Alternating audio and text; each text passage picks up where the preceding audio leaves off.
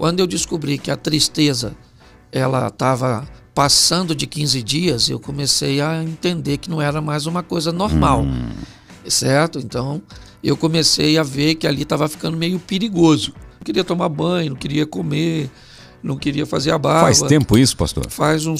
Foi antes da pandemia. Antes da pandemia. Estava desenvolvendo em mim um problema sério de rejeição. Quando eu fui pastorear a igreja, todas as vezes que uma pessoa saía da igreja, por qualquer motivo que fosse, às vezes apenas porque mudava de endereço, ok? Eu sentia a dor da rejeição. Só que eu não sabia isso.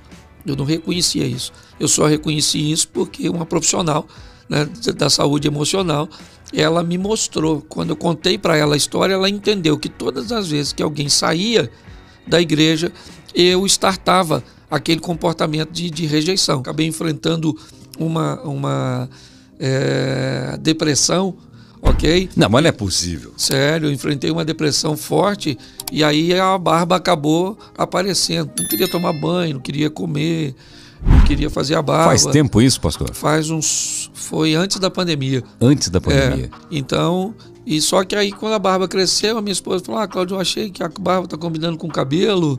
E aí eu acabei deixando a barba. Acabou que o visual as pessoas aprovaram. Ficou muito bom. E graças a Deus, e pelo menos eu fiquei mais pertinho da esposa.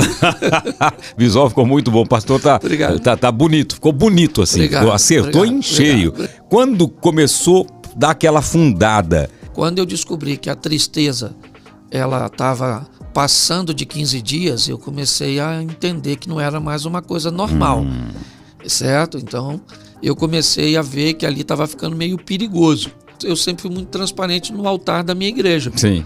Então eu sempre falei dos meus problemas, das minhas crises. Inclusive eu falei para a igreja que estava enfrentando um problema de depressão, certo? Até para que eu conseguisse me igualar a eles. Essa é a minha proposta. Porque a gente vê, não, em algumas igrejas, você vai ser curado, tenha fé, que Jesus vai curar você da depressão. Porque tem gente que acha, então quer dizer que eu preciso de Cristo para ganhar o mundo? Claro que não, você precisa de disciplina, foco, você precisa de estudar, você precisa de uma série de coisas, certo? Para ganhar o mundo, para ser rico, para ser forte. Quando Deus faz algo na sua vida, Ele faz para mudar seu mundo. Eu te chamei para você mudar seu mundo, então vai para o seu mundo e muda. Entendi. Certo? Então quando Ele muda a sua vida, Ele não muda você simplesmente para levar você para uma igreja. Ele muda você para que você mude seu mundo. Você vai para o seu mundo carregando Ele. Obrigado. Agora, sobre a depressão, por que muitos líderes religiosos têm depressão? Alguns líderes religiosos preferem vender a imagem do super-homem. Quando o cara faz isso, ele vai ter problema até para explicar um resfriado. Ok? O problema é que quando essa partida terminar, ok? Como diz os chineses, acabou a partida de xadrez. Se você é um peão ou um rei, você vai para a mesma caixa. Então, quando acaba tudo isso, Celso, certo? Ao máximo que a pessoa vai é com você até o cemitério. A Bíblia diz que o sol nasce para todos, a chuva também. Então, algumas pessoas aproveitam oportunidades e outras acham que nem tem porque não conseguem perceber. Mas como você acaba tratando, né, um ambiente bem humano, né, uma coisa bem nivelada, então, aliás, eu recebi muitas solicitações e pedidos de ajuda porque eu venci a depressão. É interessante, isso é importante. Tem muita gente que acha que só está triste e não sabe que está entrando numa depressão profunda, né? Sim, tem que ter cuidado com o tempo que essa tristeza vai durar, ok? Então o tempo é um funcionário de Deus para aplacar essas coisas mais duras. Então quando isso começa a se estender por muito tempo, é melhor você acender uma luz aí de alerta. De alerta.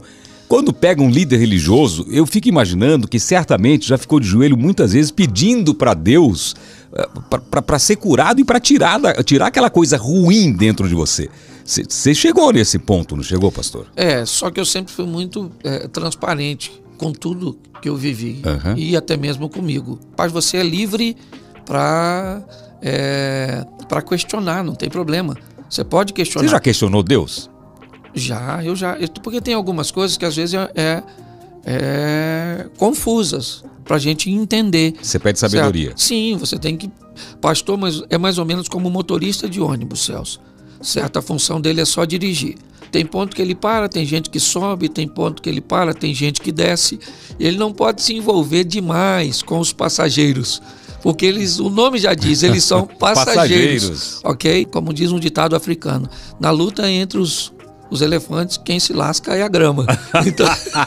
Então, na verdade, é porque tá coligado. Aquele que me serve, certo? É aquele que escuta as minhas palavras, certo? Então você vai aqui, ou você vai falar, fulano acha que é perfeito. Eu não acho que sou perfeito. Eu não acho. No que diz respeito a ir para o céu, não há meritocracia. Então ninguém vai para o céu porque merece ir para o céu. Ah, é? Não. É graça, é um favor que o que você faz é lutar com todas as suas forças, ainda que não consiga, certo? Para se afastar ou diminuir o máximo possível, certo? Do que a Bíblia condena como pecado na sua vida. Então você nunca se torna santo, você simplesmente aceitou o processo de santificação. Entendeu? Entendi. Então o que acontece é que seus pecados começam a ser menores, se eu poderia dizer assim, certo? Porque quem mente peca do mesmo jeito que quem adultera. É mesmo peso? Ué, não é tudo pecado? Se você parar para pensar, o pecado é a mesma coisa. Pecado, não tem uma balança de pecado? Não tem balança de pecado, tá certo? Porque senão eu posso dizer, beleza, eu não adultero. Aliás, eu acho que esse é um problema que vai dar na fila do inferno. Pessoas se justificando de que foram para lá, mas não foi por motivo tão ruim assim, entendeu? Vai ser aquela... Você tá aqui por quê? É isso aí. Não, porque eu adulterei outro. Não, eu só mentia quando eu mentiria. Exatamente, isso aí. Então não vem falar que nós somos igual, não. Tá certo? Agora, tem muita gente que se caminhar comigo vai dizer, pô, o Cláudio peca onde? Certo? Porque eu tô há 32 anos andando com Jesus. Sim. Tá certo? Então, nesses 32 anos, eu tive que ir evoluindo, certo? Fui espaçando algumas coisas, vai purificando. É como uma água se estivesse passando num grande filtro. Você tem um problema de hater na internet? Pouquíssimo, porque eu não respondo. E todas as vezes que eu respondo, eu sempre respondo buscando entender a dor de quem fez a crítica, certo? Então, por mais que eu tenha que me controlar, a Bíblia diz uma coisa muito interessante: você precisa de sol para governar o dia e lua para governar a noite. Essa expressão fala, o sol governe seus dias bons, quando você estiver ganhando, quando você estiver bonito, quando você estiver num carro legal, quando você emagrecer, quando você... Controle-se, tenha governo para o dia. Aliás, o astro do dia é maior do que o da noite, porque pessoas se perdem mais durante o dia do que durante a noite. Tá certo? Mas quando escurecer, também tenha governo. Tenha lua para a noite. Tá certo? Quando o dia for ruim, quando a palavra que te lançaram foi uma palavra que te feriu. Então eu sempre procuro manter o governo. Tá certo? Independente de elogio ou crítica. Eu me mantenho. Tá certo? Mas é lógico que fere. Mas aí eu às vezes procuro humor. Então o humor é sempre uma rota de fuga. Sim, sim. Tá certo? Mas é lógico que machuca. Machuca? Machuca. Mas todas as vezes que você discute com alguém, Celso, se esse alguém de projeção é menor que você traz a ele para o seu nível. Certo? Sim. Se ele é maior que você, ele te leva para o nível dele. Como eu tive esse problema de sair dos lares, né, quando eu falava uma palavra, eu fazia alguma coisa que não era o protocolo daquele lá, eles me mandavam embora. Então, depois de um tempo, eu descobri que falar era perigoso. Então, eu fiquei introvertido. Quem vai fazer algo novo, Celso, precisa estar preparado com um nível, né, de rejeição. Okay? O que a gente precisa fazer é descobrir se essa rejeição, primeiro, okay, ela é verdadeira, se não é uma coisa particular, tá certo? Nós trabalhamos com regra. Então, quando a aceitação ela é bem maior, você não pode deixar de fazer, porque tem um grupo pequeno que não gosta, até porque sempre vai ter. Então eu tenho sempre muito cuidado com isso. Eu sou um cara que não gosta muito de conflito, tá certo? Eu também não. Então, eu aprendi que como Deus, ele sempre trabalha com misericórdia e justiça. Você não pode ser misericordioso o tempo inteiro. Tem que ser justo, não é isso? É mais ou menos. Tem hora que você tem que exercer misericórdia e não justiça.